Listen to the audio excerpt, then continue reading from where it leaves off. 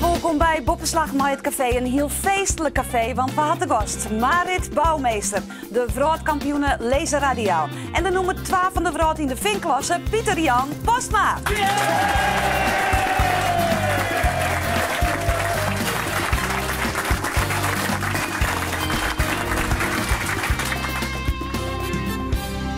En echt weer, het zit hier graatvol met publiek. En dat biffen zelfs al je fans, vrienden en familie van uw haatgasten.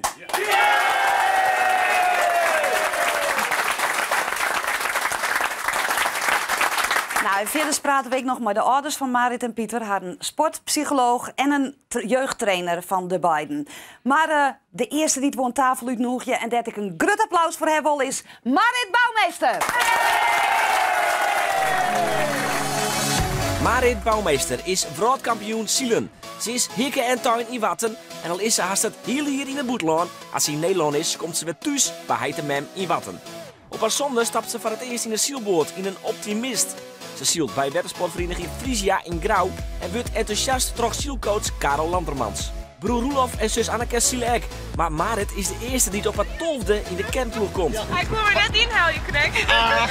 Loser! Maar het wol liep ons net verder in het zielen. Dan moet je namelijk de fitte zien en dat vindt ze net sexy. Ze wordt toch Nederlands kampioen en verhuist het naar Skeveringen. Maar het wordt spotvrouw van Wasterhem. Wint 2 keer de Connie van Rietschoten trofee als beste zieler van Nederland. Ze krijgt met Mark Littlejohn een coach die haar talent shot. She's really good. Actually, we want world domination. En hij had gelijk. Ze wint in 2009 haar eerste wereldbeker. Wordt tweede op het WK in Schotland. Begint met het domineren van de laserklasse en wint wereldbekers in medeblik en Weymouth. Ze wint de Pre-Olympics. Is al 2 jaar de nummer 1 van de wereld. En blibbert haar punt dit weekend. Ze is nou de beste van de wereld. En dat nemen we dus de vrouw domineren, of net, Marit? Of moet er dan nog meer gebeuren? Ja, sowieso. Het is eigenlijk natuurlijk een tussenstap voor volgend jaar de Olympische Spelen. Maar ik ga dit jaar 4 evenementen die ik wil winnen en ik ga zo hier doen. Dus wat dat betreft ben ik wel tevreden. Best wel redelijk dominant. Ja. Ja, zeggen we dan. Ja. Hoe is het nou, Maidi? Is het al je wat bezonken? Want hij heeft een lange reis gehad, hij heeft een druk programma gehad. Een heel soort emoties meemaken. Ja. Zakt het wat? Nou, het wie, ik weet steeds, ik ben blij dat de finish erop ziet van de race. En daar werd het wel druk en toen een lange reis. En ik dacht, ik neem gewoon een treinhuis, maar dat liet de familie net gebeuren. Dus ik rut onthalen en toen niet dwarp ik nog. En volgens mij Joen ik nog, dus ja, het wordt zeker wel goed. Het is huldiging naar huldiging. Ja. Ja. En de hele familie stier op Schiphol. Ja, ze stonden er al, ja. Maar ze hielden er haast net meer stien, hè? Want ze waren er haast voortstuurd vanwege geluidsoverlast. Ja, ik kan me niks bij voorstellen. Nee? Maar hier is het ook verwachten dat ze daar al je steen zoen? Nou, nee, net helemaal. Ik wil verwachten dat mijn huid met me op zo'n komt helpen. Maar ik zou zo de moas. Ik denk, nou, die blijft lekker in bed en iedereen aan het werk. Maar nee, het is echt super dat iedereen zo'n moeite had nou om daar te komen. Ja, want er is aan de andere kant van de vrouw geen enkel idee hoe het je hebben, toch wel? Nee, totaal net. En je ben ik gewoon bezig met mooie wedstrijden en mooie concurrenten. En het weer tussen mij en Evie, zoals het hele jaar al lang. Evie van Akker? Ja, Evie van Akker, mijn Belgische concurrent. En ja, het weer werkt gewoon alsof je elke dag in haar strijden binnen. En, dat is ik vervelend. Ja. Altijd dezelfde weg? Altijd weer dezelfde, ja. Ik ben blij dat ik elke keer win. Ja. Dus, ze het net helemaal terug, Klaske, hoe het is. Die mem zit je aan tafel. Hoe wie het om dit jaar zo 4 voort van haar mooi te beleven? Ja, wij volgen dat op internet natuurlijk. Ik liet maar eens eerst internet opstarten en dan zien hoe het zielt had. Nou, dan werden we even terug sms naar wat familie hier en daar. En ja, in de boorden vrees ik, hoe gaat het met Marit? Ja. Ze had een goed zielt, hè? Nou ja, dat zit ook dan in de krant. Het dus en dat leeft, ja, echt wel. wel. Ja, komen we dadelijk verder over te praten. Maar we hebben nog een gast. Krijg geen wereldkampioen, maar wel 2e in de vinklasse. Pieter-Jan Postma.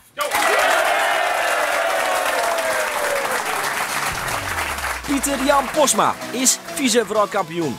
Hij krijgt het zielen mooi fascinheid, maar ik dezelfde jeugdcoach als Marit, Karel Landermans. Hij doet de zeevaartskwallen op Skielge, bloed wil zielen, maar hij wil krijgt net de Olympische Spelen in Athene. Hij maakt het zijn studie aan en beziekt hem te plaatsen voor de Volvo Ocean Race. Het slag het net en hij gaat oer op de finboard. Hij wordt tweede op het WK, maar het wol maar net klikken als zijn coaches en de wetensportboen en de Olympische Spelen in Peking worden een teleurstelling. Hij gaat alleen naar verder, reizigt naar zijn wedstrijd in een eigen VW-bus. Hij verhuist het waarom naar Ljouwt, tot de studie technische bedrijfskunde, is weer vreun maar de zielboen en stap voor stap gaat het beter.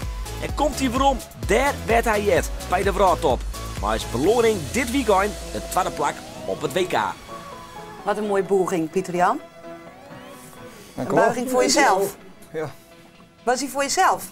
Nee, daar in Perth hadden op de kant, dit was de laatste wedstrijd, de laatste race.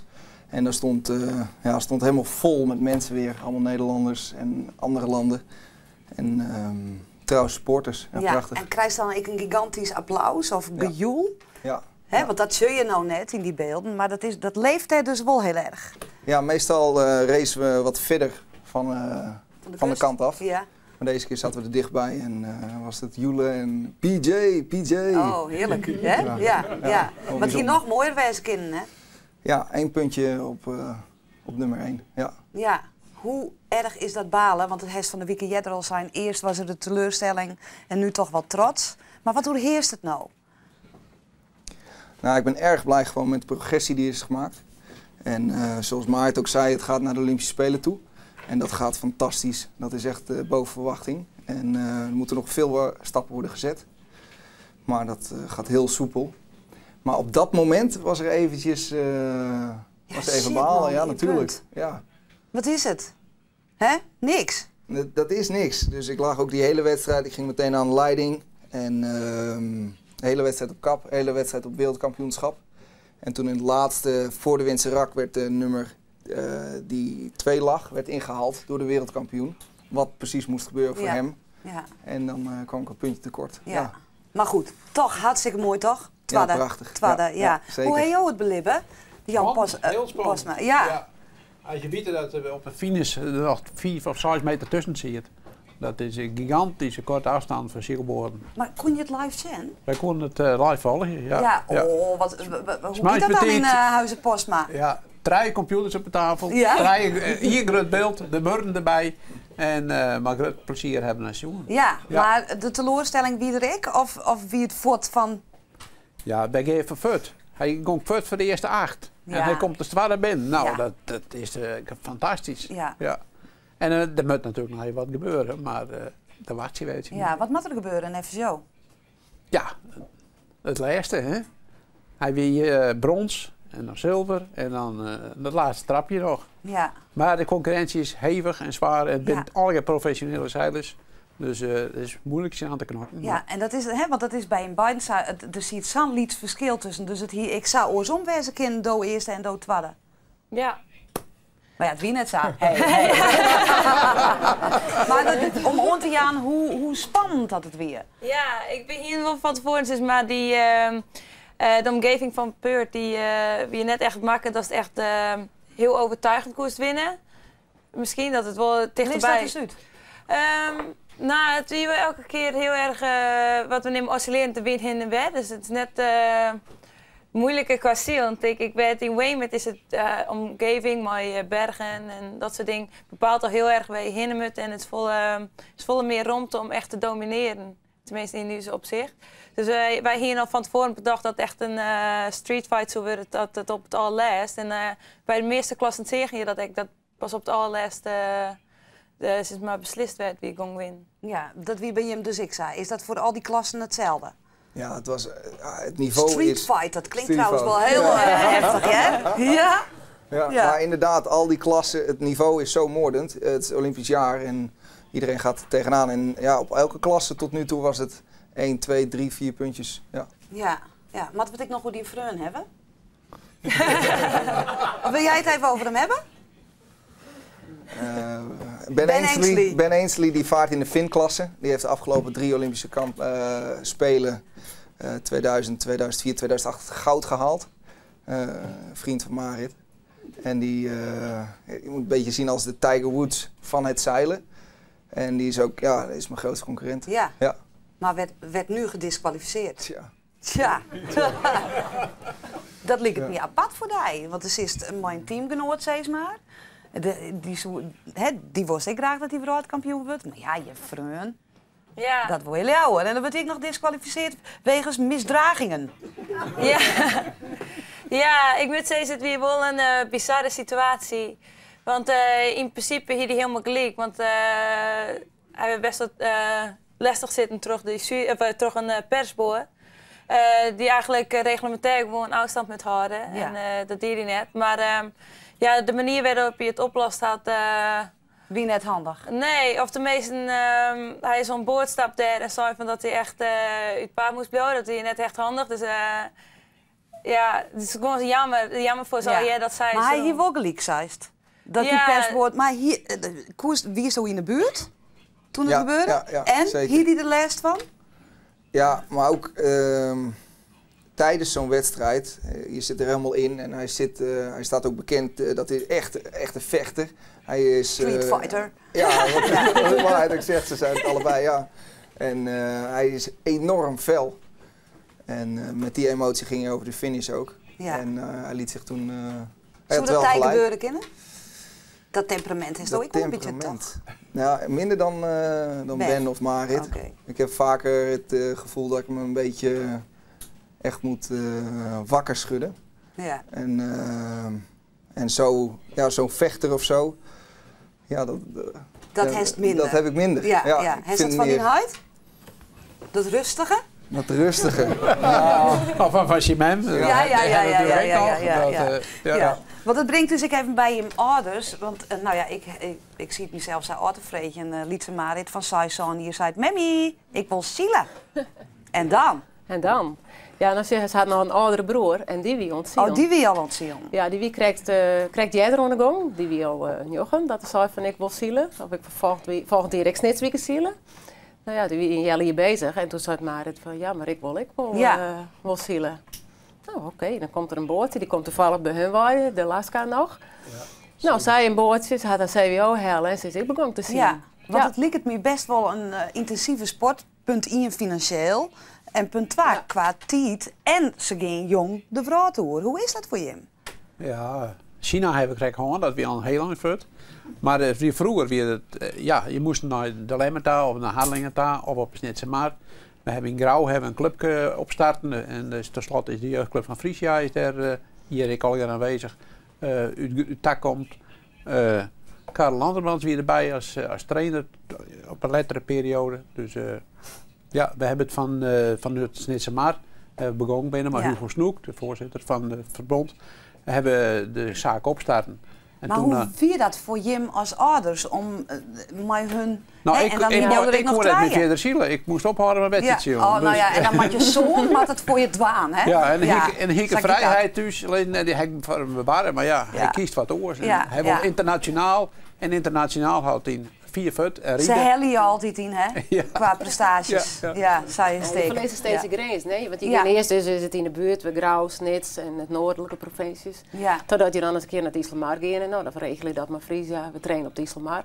Dan ga je elkaar onder Medemblik, dan ga je naar Scheveningen, ja, en op een gegeven moment ga je de praat door. En je gaat mooi, want dat je zouden zijn hun net hellen en brengen en mooi gaan. Nee, want je komt zelf net uit het ziel? Nou, wij zijn wel een heleboel wetenspotters. En mijn broer die zielde dan wel. En ik kon er mooi zielen in de flits, maar ik vond het net leuk. Ja, had net zo het waarde, maar ja. Dan werkt het net. Bij Huddewien? Nee, ik kan net. Nee. Ik kan wel zielen, maar. Nee. Je bent al steeds ziek als het wette shirt bijna. Ja, ik ben echt steeds ziek. Maar zou hij hem altijd wel goed stimuleert, zeg maar? Ja, altijd. Nee, zeker weten. Ik ga je een betere ouders treffen kind wat dat betreft. En ze zijn wel echt sportgek, hè. Hij is altijd oerig inrijden en nog steeds, als ik thuis kom, altijd verzwarig je en volle bel je. Nee, dus dat betreft ik ook net beter krijgen. Nee, en dat geldt voor jou, Pieter Jan?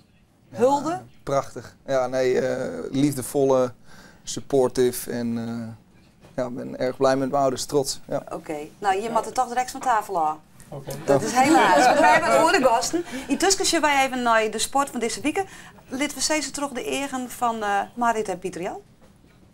Natuurlijk wie het wichtigste is deze week de vrouwtitel van Marit. Ja, was bevrijdend. Ja, vond ik toch heel erg goed. Een oorgrut fight wie de verkiezing van de sportman van het jaar. En natuurlijk verrassend eigenlijk. Epke Zonderland. Een verrassing wie het in die ek voor hemzelf. Dank u wel. Want hij was verkeersbeschermer Bas Verwijl en reetrieder Bob de Jong. En daar hadden we moeite mee. Ja, toch in de eerste emotie was de teleurstelling. Maar Pieter Jan, dat is net echt collegiaal. Even wat positiever. Nu is het trots. Oké, dat klinkt beter. Dan voetballen. Zie een doelpunten voelen er aan Frieske kant dit weekend. Dost skeert er 4-4 bij het Heerenveen en ik Cambuur scoorde 5 keer in Veendam. Het was bizar. Hoe bizar sprutsen, dan kunnen we het echt nog wel even hoe die, Pieter Jan. San zicht op de vrouwtitel. Dromen, dat mag altijd, denk ik. En die dream spatte in die uitheen. In het zicht van de haven. Zij wordt twadde. Maar zat je zeggen, is de pret er net minder om. Ja, dat is verrassend eigenlijk, maar erg leuk. Je hebt een nachtfeest gehad, of net? Ja, dan krijg je er al webpretteegjes van. Intussen aan tafel scoot Jutta Cezek, hè? Ja. Hulshof, sportpsychologe van Benammen Marit. En Karel Lantermans, de jeugdtrainer van allebei, hè? Ja. Waarom wie hij nou zo'n goede trainer, jongens? Of wie eigenlijk helemaal net een goede trainer? Ja, het was zeker een goede trainer. Ja? En Karel die zegt waar het op staat. En daar heb je al op jonge leeftijd word je met een goede hand aangepakt. Zeker Pieter Jan, of net? Nou, Pieter Jan die zegt ook waar het op staat. Van Pieter Jan is de gouden uitspraak in Turkije. Je kunt wel Karel helpen met koken, maar je kunt niet met Karel koken. Oh, ja. Ja. Ja, dan kookte ik voor ze. En dat ging op mijn manier, want ik wou het lekker vinden. Ja. En daar had je geen Pieter Jan bij nodig. Nee. Ja, is het datzelfde yield voor die ik? Ja, eten maar. Ja.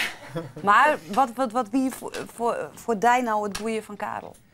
Nou, ik moet zeggen, ik ben heel veel, maar Karel die komt natuurlijk grauws altijd maar hier naar Medemblik en al. En Karel had eigenlijk dus de mogelijkheid doen om eerst bij Frisia te trainen. En toen zou hij nog eens nationaal trainen, had hij dus mooi naar nationale wedstrijden. En toen mocht ik altijd aansluiten bij zijn trainingsgroep.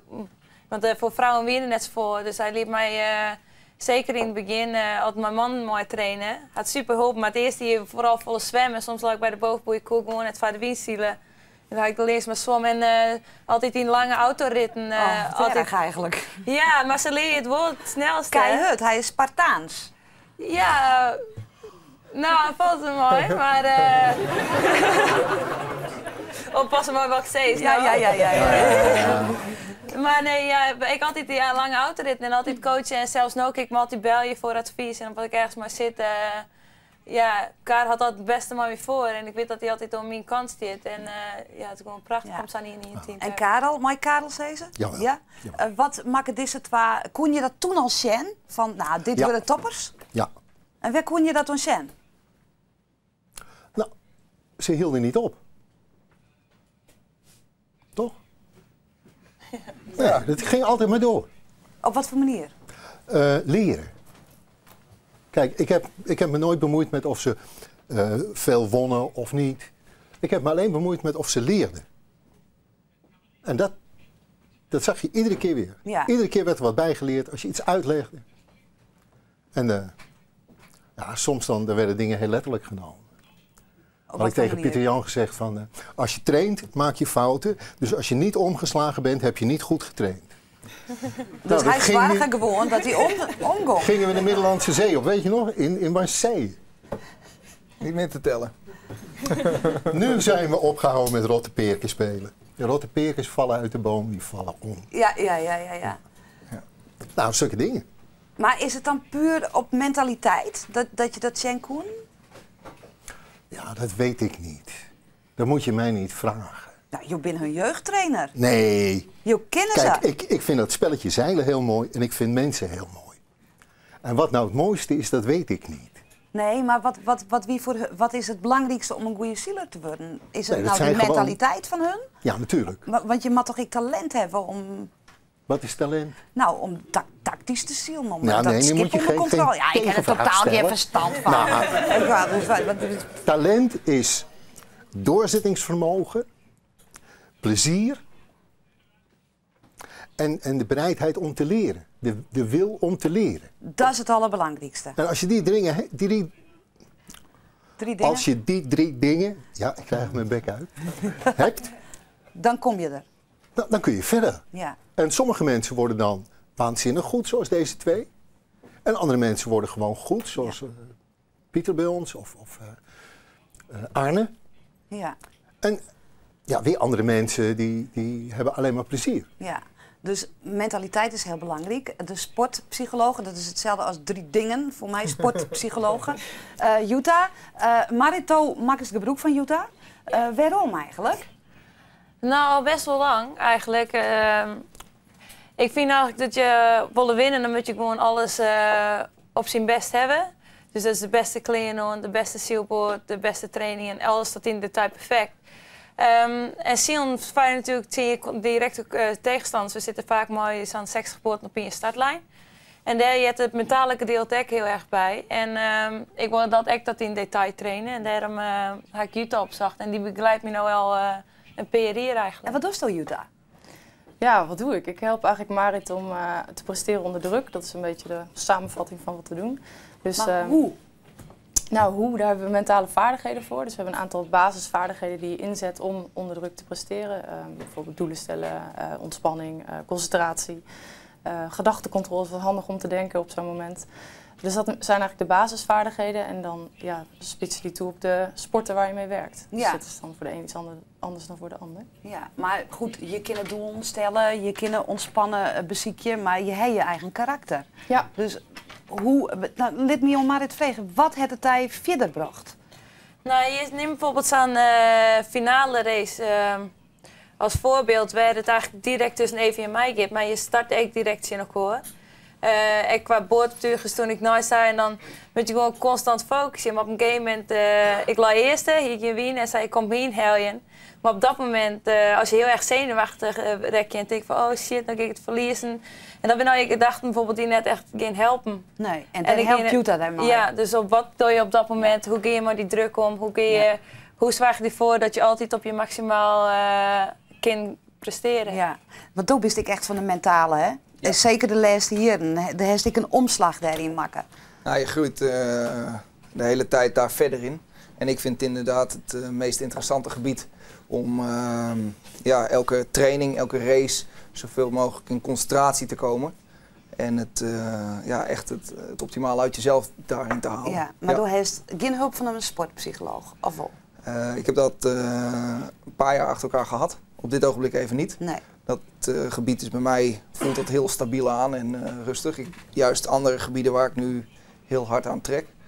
Maar het is een van de meest belangrijke gebieden. Zeker. Ja. En daarin wordt het nog een heel belangrijk hier, dat haar nog wel nodig is. Hè? Olympische Spelen. Ja. En ook is het vast ik wel bij haar te landen. Wat is het grote doel? Goud? Londen? Ja, ik vind het belangrijkste om op elk moment wat je in de boot zit, alles eruit te halen. Dus het gaat continu over de inhoud. En de inhoud zorgt voor een bepaald resultaat.